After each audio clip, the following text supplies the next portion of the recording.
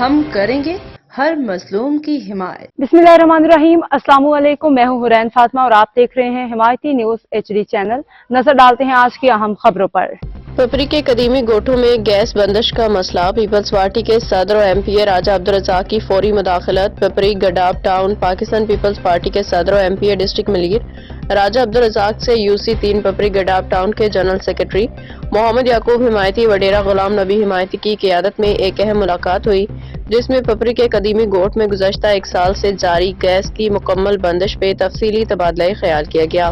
اس موقع پہ مولوی عثمان حمایتی، صاحب ڈینو حمایتی، وقار حمایتی بھی موجود تھے۔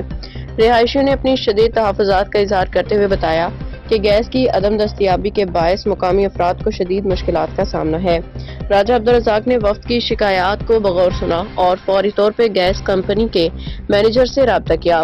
انہوں نے یقین دہانی کرائی کہ پپری کے مختلف گوٹھوں میں گیس کی بحالی جلد ممکن بنائی جائے گی، جن میں اللہ بخش حمایتی گوٹھ، مرید گبول گوٹھ، محمدی کالونی، حاجی علی محمد جوکیو ایک گوٹھ، حاجی اللہ وسائیو گوٹھ، شاہنواز گوٹھ، نیو اللہ بخش حمایتی گوٹھ شامل ہیں۔